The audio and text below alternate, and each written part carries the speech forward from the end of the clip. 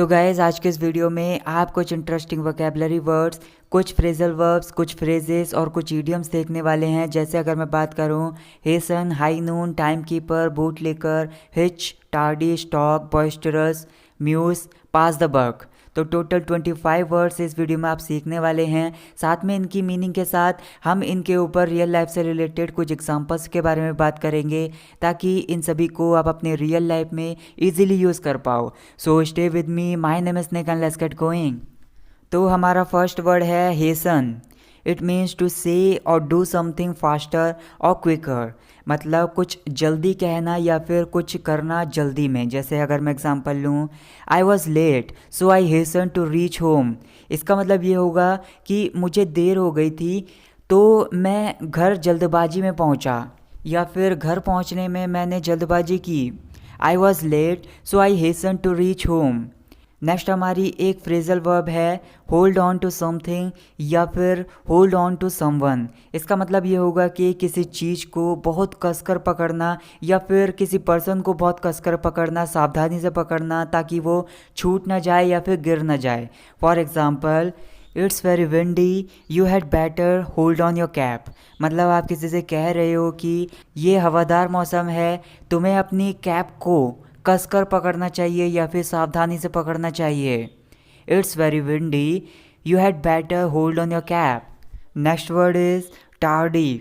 ये एक एडजेक्टिव है। इसका मतलब होता है सुस्त, धीमा या फिर धीरे से होने वाला। जैसे अगर मैं एग्जांपल हूँ, she was furious due to my tardy arrival. इसका मतलब ये होगा कि वो मेरी देरी से आने की वजह से बहुत ज़्यादा क्रोधित थी। She was furious due to my tardy arrival. अगला वर्ड है हमारा बूट लिकर। इसका मतलब होता है एक ऐसा पर्सन जो दूसरों की झूठी तारीफ करता है, मतलब दूसरों की चापलूसी करता है अपने फ़ायदे के लिए। ऐसे पर्सन को हम बोल सकते हैं बूट लिकर है। For example, your friend is true boot liquor. मतलब आप किसी के बारे में बात करते हुए कह रहे हैं कि तुम्हारा दोस्त एक पक्का वाला बूट लिकर है, मतलब पक्का वाला चापलूस है। Your friend is true boot liquor. अगला वर्ड है टाइम कीपर। ये एक नाउन है। इसका मतलब होता है अगर कोई पर्सन गुड टाइम कीपर है तो इसका मतलब होता है कि वो समय का पाबंद है, वो चीज़ों को टाइम पर करता है। लेकिन अगर कोई पर्सन पुअर टाइम कीपर है तो वो समय का पाबंद नहीं है, चीज़ों को लेट करता है। For example, I was time keeper when I used to go to school. मतलब जब मैं स्कूल जाया करता था तो मैं टाइम कीपर था, मतलब मैं समय का बहुत ज़्यादा पाबंद था, चीज़ों को टाइम पर करने वाला था। I was time keeper when I used to go to school. अगली हमारी एक फ्रेज़ है for a fraction of second. इसका मतलब होता है एक सेकंड के लिए। जैसे अगर मैं एग्जांपल लूँ, for a fraction of second I thought she was about to fall down. मतलब एक सेकंड के लिए मैंने सोचा कि वो गिरने वाली थी। For a fraction of second I thought she was about to fall down. अगली हमारी एक फ्रेज़ है high noon. It means the exact moment of noon. मतलब ठीक 12 बजे। अगर हमें कुछ बोलना हो कि ठीक 12 बजे, तो हम जैसे नून बोल देते हैं, तो इसकी जगह हम हाई नून भी बोल सकते हैं। जैसे अगर मैं एग्जांपल लूँ, I reached English institute at high noon. मतलब मैं ठीक 12 बजे इंग्लिश इंस्टीट्यूट पहुँचा। I reached English institute at high noon. Next one is had better. इसका यूज़ हम तब करते हैं जब हमें किसी को एडवाइस देनी होती है, मतलब कि ऐसा करना चाहिए, तो ऐसी सिचुएशन में इसका यूज़ किया जाता है। जैसे अगर मैं एग्जांपल लूँ, you had better keep your mouth shut. मतलब आप किसी से कह रहे हो कि तुम्हें अपना मुंह को बंद करके रखना चाहिए। You had better keep your mouth shut. इसको सिंपली ऐसे भी बोल सकते हैं, you should keep your mouth shut. Next एक फ्रेजल वर्ब है ड्रॉप आउट ऑफ। इसका मतलब होता है किसी काम को बीच में ही छोड़ देना, मतलब उसको अधूरा छोड़ देना। For example, he had to drop out of the college because of his financial condition. मतलब उसकी फाइनेंशियल कंडीशन की वजह से या फिर आर्थिक व्यवस्था की वजह से उसे कॉलेज को बीच में ही छोड़ना पड़ा या फिर अधूरा ही छोड़ना पड़ा। He had to drop out of the college because of his financial condition. अगला वर्ड है हमारा होल हार्टेडली। इसका मतलब होता है पूरे दिल से या फिर पूरी जान से। For example, if we make any mistake we should accept that mistake wholeheartedly. अगर हम कोई गलती करते हैं तो हमें उसे पूरे दिल से एक्सेप्ट करना चाहिए या फिर पूरे दिल से स्वीकार करना चाहिए। If we make any mistake we should accept that mistake wholeheartedly. अगली फ्रेज़ है हमारी at times. It means at some moments, मतलब कभी कभी। For example he becomes very obstinate at times, मतलब कभी कभी वह बहुत ज़्यादा ज़िद्दी हो जाता है। He becomes very obstinate at times. Next word is momentarily. It means for a very short time, मतलब थोड़े समय के लिए। For example I will be ready to leave momentarily, मतलब थोड़े समय में ही मैं निकलने के लिए तैयार हो जाऊंगा। I will be ready to leave momentarily. अगली हमारी एक इडियम है be like a fish out of the water.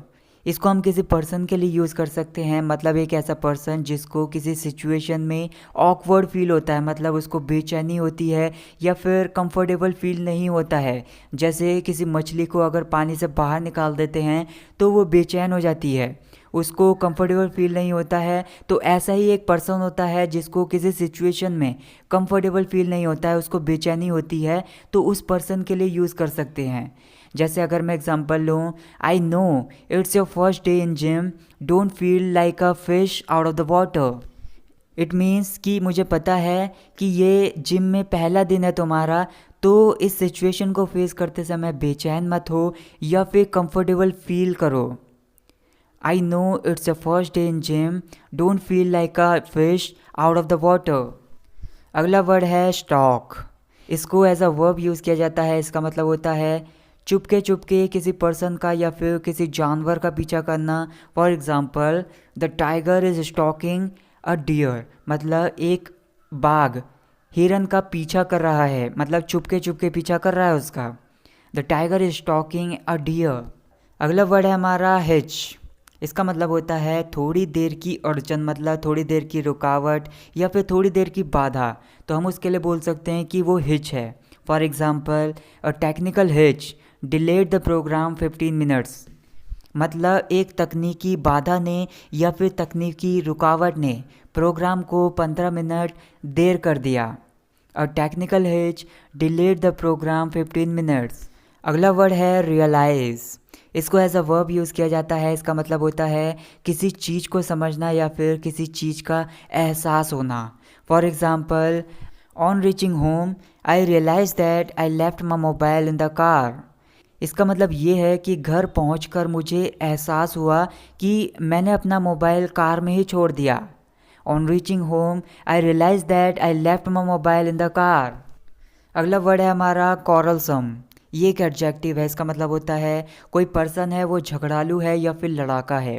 When he drinks he becomes quarrelsome, मतलब जब वो पीता है तो वो झगड़ालू बन जाता है। When he drinks he becomes quarrelsome.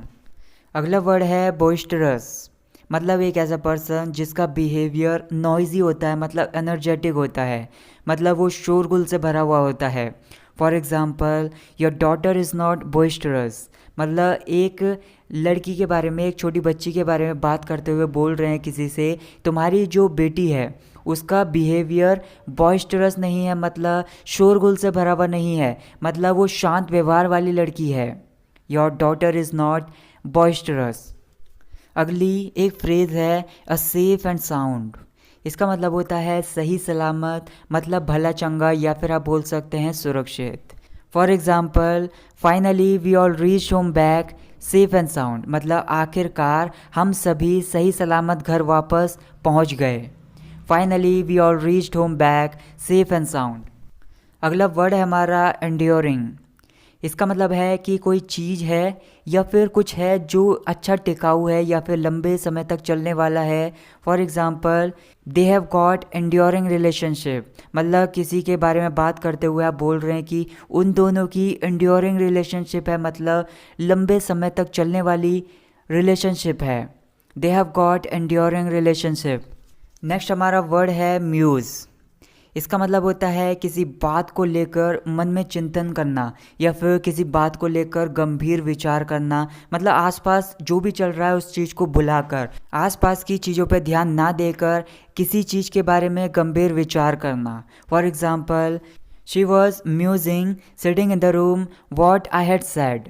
मतलब जो कुछ भी मैंने कहा था उसके बारे में वो कमरे में बैठे हुए गंभीर तरीके से विचार कर रही थी या फिर उस पर चिंतन कर रही थी। She was musing sitting in the room what I had said. Next word is bland. मतलब कुछ है जो टेस्टलेस है। कोई खाने के बारे में बात करते हुए हम बोल सकते हैं कि वो टेस्टलेस है या फिर बेस्वाद है। जैसे एग्जाम्पल है, the food cooked by you is really bland without salt. मतलब तुम्हारे द्वारा जो बनाया गया खाना है नमक के बिना सच में बेस्वाद है। The food cooked by you is really bland without salt. Next हमारी एक ईडियम है, be handy around the house. मतलब किसी पर्सन के लिए यूज़ कर सकते हैं, एक ऐसा पर्सन जो घर के कामों को करने में सक्षम है। तो हम बोल सकते हैं कि वो घर के कामों को करने में हैंडी है। For example, she is so lucky her husband is handy around the house. मतलब किसी लड़की के बारे में बात करते हुए हम बोल रहे हैं कि वो बहुत ज़्यादा लकी है, बहुत ज़्यादा भाग्यशाली है, उसका जो पति है वो घर के कामों को करने में सक्षम है। She is so lucky her husband is handy around the house. Next हमारी एक ईडियम है, पास द बक।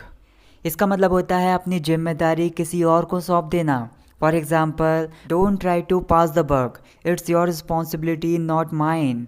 मतलब अपनी जिम्मेदारी मुझे सौंपने की कोशिश मत करो, ये तुम्हारी जिम्मेदारी है ना कि मेरी। Don't try to pass the buck, it's your responsibility not mine. Next हमारा वर्ड है डायर। इसका मतलब है कि कुछ है वो बहुत ज़्यादा है या फिर गंभीर है। I am in dire need of help. मतलब मुझे बहुत ज़्यादा मदद की ज़रूरत है। I am in dire need of help. So that's it guys for this video. Guys आपके लिए होमवर्क है, आपके सामने 4 वर्ड्स हैं, time keeper, boisterous, high moon, hitch. इन चारों वर्ड्स को मैंने इसी वीडियो में लिया है, तो मैं चाहता हूँ कि आप इनके ऊपर अपने एक एक सेंटेंसेस बनाकर मुझे कमेंट करके बताइए। इससे आपकी प्रैक्टिस भी हो जाएगी और मुझे भी अच्छा लगेगा। और आपको इस वीडियो में क्या नया सीखने के लिए मिला मुझे कमेंट करके ज़रूर बताएं।